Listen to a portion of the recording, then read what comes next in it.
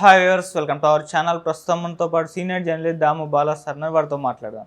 నమస్కారం సార్. నమస్తే సార్, ఒక బాలీవుడ్ హీరోయిన్ని కిడ్నాప్ చేసేసారు. 15 రోజుల పాటు గెస్ట్ హౌస్లో ఉంచి టార్చర్ పెట్టారు. అది కూడా చేసింది ఎవరో కాదు, వైసీపీ నాయకులు అని చెప్పేసి ఒక వార్త ఇప్పుడు మొత్తం హాట్ టాపిక్గా మారిపోయింది సార్. అసలు వైసీపీ నాయకులు ఈ బాలీవుడ్ హీరోయిన్ని కిడ్నాప్ చేయడం ఏంటి, ఎందుకు చేస్తారు, అసలు ఏం జరిగింది సార్?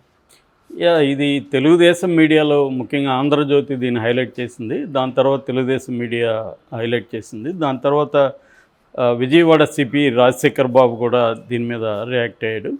సో దీంట్లో 2 కథనాలు వచ్చాయి. తెలుగుదేశం మీడియాలోని 2 రకాల కథనాలు వచ్చాయి. ఒకటేమో ఆశా జత్వానీ అనే ఒక ముంబై బేస్డ్ హీరోయిన్, తెలుగు సినిమాల్లో కూడా కొన్ని క్యారెక్టర్లు వచ్చేసింది.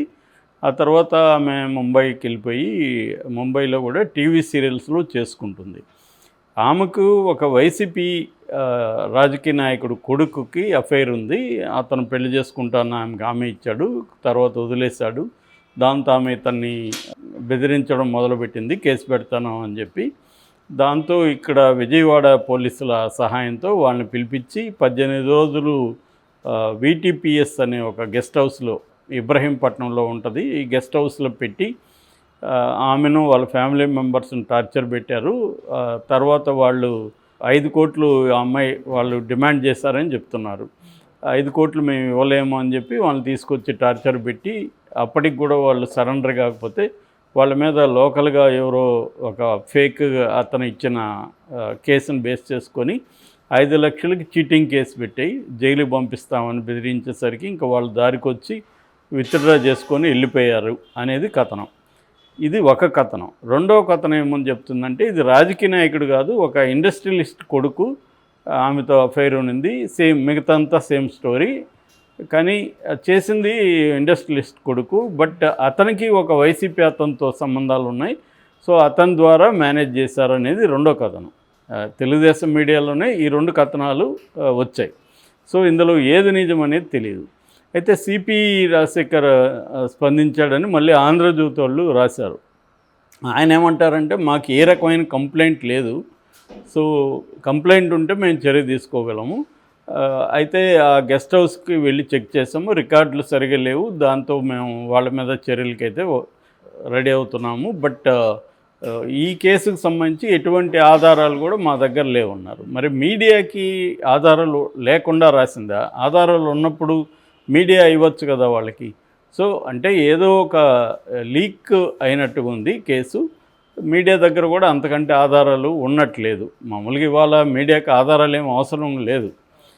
ముఖ్యంగా రాజకీయంగా మీడియా చీలిపోయినాక వాళ్ళ మీద వీళ్ళ మీద చెప్పుకోవడానికి ఏదో ఒక అదేదంటారు కదా, చీకట్లో నల్లపిల్లి కోసం గుడ్డివాడ వెతుకులాటలాగా న్యూస్ కూడా క్రియేట్ చేసేయచ్చు.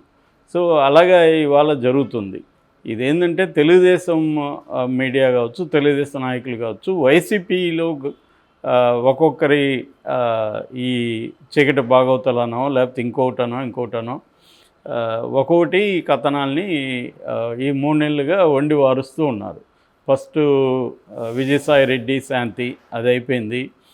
దాని తర్వాత మన దువ్వాడ శ్రీనివాసు, మాధురి, వాణి ఆ ఎపిసోడ్ కూడా కొద్దిగా ఇదైంది. దాని తర్వాత అనంతబాబు జూలైలోనే నేను కంప్లైంట్ ఇచ్చాను, నా వీడియో మార్ఫింగ్ జరిగిందనింది. అయినా కూడా తెలుగుదేశం మీడియా అప్పట్లో మాధవ్ని గోరంట్ల మాధవ్ని ఎలా చేశారో అలాగా ఒకటి చేశారు. ఇప్పుడు ఈ కథనాన్ని తీసుకొచ్చారు. మరి ఆమె ఇక్కడ కంప్లైంట్ ఇవ్వకపోతే సరే, విజయవాడలో ఇబ్బంది అయింది, ముంబైలో ఇవ్వచ్చు కదా ఆమె కంప్లైంట్. ముంబైలో ఇస్తే ముంబై పోలీసులు కూడా చర్య తీసుకుంటారు కదా, ఆమె ఎందుకు భయపడింది? మరి ముంబైలో ఇక్కడంటే ఓకే, వీళ్ళు చెప్పింది కరెక్టే, ముంబైలో నాకు అన్యాయం జరిగింది పలానా ఇదని చెప్పచ్చు. లేదు ఆమె ఇక్కడ తెలుగు ఇండస్ట్రీలో పనిచేసింది కాబట్టి హైదరాబాద్లో చెప్పచ్చు. మరి ఆమె ఎందుకు చెప్పలేదు అనేది పెద్ద క్వశ్చన్ మార్కు. రెండోది, వీళ్ళు ఎందుకు పేర్లు ఎవరిది రాయట్లేదు? ఆమె పేరు నిజానికి రాయకూడదు, కానీ ఆమె పేరు వీళ్ళందరూ రాశారు, ఆమె ఫోటోలు ప్రచురించారు. కానీ అసలు ఎవరు వైసీపీ నాయకుడు ఎవరు పేరు ఎందుకు రాయట్లేదు అంటే ఒక రకమైన భయం ఉందా? ఎందుకంటే ఇప్పుడు వైసీపీ వాళ్ళు ఒక్కొక్కరు 100 కోట్లకి 200 కోట్లకి టీడీపీ మీడియా మీద కేసులు పెడుతున్నారు. ఆల్రెడీ విజయసాయి రెడ్డి ఢిల్లీ హైకోర్టుకి వెళ్ళాడు, ఢిల్లీ హైకోర్టు కూడా అవన్నీ తీసేమనింది. అట్లాగే పెద్దిరెడ్డి 100 కోట్లకి ఇచ్చేశాడు. ఇలాగా వైసీపీ వాళ్ళు పరువు నష్టం దావా కేసులు వేస్తున్నారు విపరీతంగా తెలుగుదేశం మీడియా మీద. సో ఇప్పుడు అనంతబాబు కూడా కేసు వేస్తున్నాడు. అంటే అది నేను ఒక ఫేక్ ఇదై నాదెవరో చేశారని కంప్లైంట్ ఇస్తే నేనే చేశానని వీళ్ళు ఎలా రాస్తారు అని చెప్పి. సో అందుకు భయపడి ఈ కేసులో పేర్లు పెట్టినట్టుగా అర్థమవుతుంది. అందుకని వైసీపీ నాయకులు అని వేస్తున్నారు తప్ప ఎవరు ఆ వైసీపీ నాయకులు అనేది పేరు రాయట్లేదు. సో అట్లాగే ఇది వచ్చి ఇప్పుడు జరిగింది 2024 ఫిబ్రవరిలో జరగడం అంటే మనకి అప్పటికే ఆల్మోస్ట్ అయిపోయింది వైసీపీ ప్రభుత్వం. సో ఆ టైంలో జరిగిందంటే పోలీసుల పాత్ర కూడా ఉందనే రాస్తున్నారు. మరి ఆ పోలీసులు ఎవరు, వాళ్ళ పేర్లు కూడా రాయలేదు. ఎక్కడ ఎవరి పేరు పెట్టకుండా తెలుగుదేశం మీడియా హైలైట్ చేస్తుంది. సో ఇది ఎంత నిజం అనేది మనం కరెక్ట్గా చెప్పలేము. జరిగి ఉండొచ్చు, జరగకపోయి ఉండొచ్చు, తెలియదు మనకి. ఎందుకంటే జరుగుంటే వాళ్ళ పేర్లు చెప్పాలి. పోనీ పోలీస్ ఆఫీస్ ఆయన సిపి రాజశేఖర్ కూడా నాకు ఈ విషయాలు మేము ఎంక్వైరీ చేసాం కానీ ఇటువంటి కంప్లైంట్లు లేవు కాబట్టి మేము ఏం చేయలేము అంటున్నారు. మరి అట్లాంటప్పుడు తెలుగుదేశం మీడియా వాళ్ళ ప్రభుత్వమే ఉంది కదా, ఇదిగో పలాని పేరు పలాని వాళ్ళు చేశారు అని ఎందుకు పోలీసులకి ఇవ్వచ్చు కదా. వీళ్ళకైతే ఎన్ని విషయాలు తెలిసిందో ఆ పేరు తెలీదా, వీళ్ళకి తెలిసి ఉంటుంది కదా. వీళ్ళు ఎందుకు ఇవ్వలేదు? వీళ్ళ ఆధారాలు చూపిస్తే ఇప్పుడు మరి వాళ్ళ ప్రభుత్వమే అధికారంలో ఉంది, చేయొచ్చు కదా. అంటే మనకి కొన్ని కనిపిస్తున్నాయి. ఇప్పుడు ఈ ప్రభుత్వం వచ్చినాక ఫైల్స్ దగ్ధము ఇవన్నీ జరిగాయి. అవన్నీ ఏమయ్యాయి అనేది ఇప్పుడు తెలుగుదేశం వాళ్ళే ప్రశ్నిస్తూ ఉన్నారు. అట్లాగే ఇసుక కుంభకోణం మీద కూడా ఆంధ్రజ్యోతి ఈనాడే అసంతృప్తి వ్యక్తం చేస్తున్నాయి. మొన్న 2 రోజుల ముందు కూడా బొజ్జ సుధీర్ రెడ్డి అతను కాళహస్తి అతను ఈనాడు విలేకరికి ఫోన్ చేసి బెదిరించాడు. ఎందుకంటే ఇసుక కుంభకోణం మీద ఈనాడు రాసిందని. సో ఇలాగా తెలుగుదేశంకి ఇబ్బంది ఏంటంటే ప్రభుత్వానికి ఇప్పుడు తన కంట్రోల్లో ఎవరు ఉండట్లేదు అనేది చంద్రబాబు ఫీల్ అవుతున్నట్టుగా తెలుస్తుంది. చంద్రబాబు ఫీల్ అవుతున్నాడు లేదు కానీ Telugu Desam media and Telugu Desam cadre feel అవుతున్నారు. చంద్రబాబు వ్యవస్థల మీద కంట్రోల్ చేయలేకపోతున్నాడు. గతంలో ఎవరెవరైతే అధికారులు ఇచ్చేస్తారో వాళ్ళందరి మీద చర్యలు తీసుకోలేకపోతున్నాడు అనేది వీళ్ళే చెప్తున్నారు.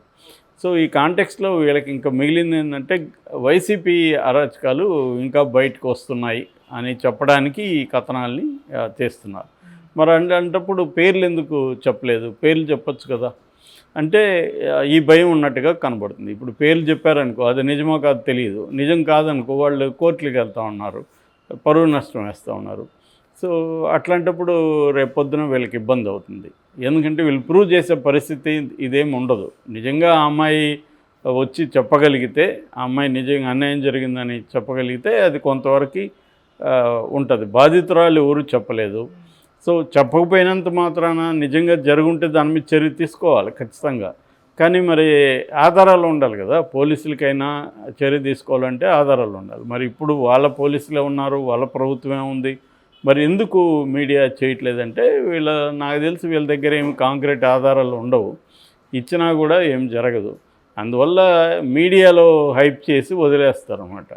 సో ఇది అప్పుడప్పుడు వైసీపీ నాయకుల మీద ప్రచారానికి మాత్రమే దీన్ని వాడుకోవడానికి పరిమితం అవ్వడం అనేది జరుగుతుంది. ఎందుకంటే ఇది ముందుకైతే వెళ్ళదు ఖచ్చితంగా. నిజానికి ఇప్పుడు ఆమె వీళ్ళ మీద కేసు వేసినా వేయచ్చు. ఎందుకంటే తన ఫోటోలు తన పర్మిషన్ లేకుండా ఎలా బయటికి తీసుకొస్తారనేది రేపొద్దున ఆమె వేసినా వేయచ్చు. కాకపోతే ఆమె ఇప్పుడు చిన్న యాక్టర్ కాబట్టి ఎందుకులే అని కూడా ఆమె అనుకోవచ్చు. ఎక్కడో ఆంధ్రప్రదేశ్లో జరిగింది, ముంబైలో పెద్ద ఇబ్బంది ఏమి ఉండదు ఆమెకి, కెరియర్కి ఏమీ ఇబ్బంది ఉండదు. రెండోది సినిమా టీవీ ఆర్టిస్టుల మీద ఇలాంటివి కామనే కాబట్టి ఆమె తన కెరియర్ ఆ దృష్టిలో పెట్టుకొని ఆమె కూడా కేసులు వేసే పరిస్థితి ఉండకపోవచ్చు. లేదు ఇప్పుడు నిజంగా ఆమె బాధితురాలైతే ముంబైలో కంప్లైంట్ చేయొచ్చు, హైదరాబాద్లో చేయొచ్చు. అప్పుడే కూడా పోనీ అప్పుడు సరే వైసీపీ ఉంది, ఇప్పుడు వైసీపీ లేదు కదా, ఆమెని తీసుకొచ్చి వీళ్ళే కంప్లైంట్ ఇప్పించవచ్చు కదా. మరి ఆ పని ఎందుకు చేయట్లేదు? వీళ్ళకి వైసీపీ నాయకుల మీద కోపం ఉంది, వాళ్ళు తప్పు చేశారని నీకు తెలిసినప్పుడు, డీటెయిల్స్ ఉన్నప్పుడు ఆమె దగ్గరికి వెళ్ళి ఆమె దగ్గర కంప్లైంట్ ఇప్పించి వీళ్ళ మీద చర్య తీసుకోవచ్చు. మరి అది ఎందుకు చేయట్లేదంటే క్లియర్గా ఏంటంటే ఓన్లీ ప్రచారం చేసి దుష్ప్రచారం చేసి వైసీపీ నాయకుల్ని ఇబ్బంది పెట్టాలన్న ఇదే టీడీపీ మీడియాలో కనిపిస్తుంది. అంతకంటే ఏం లేదు. Okay, thank you so much.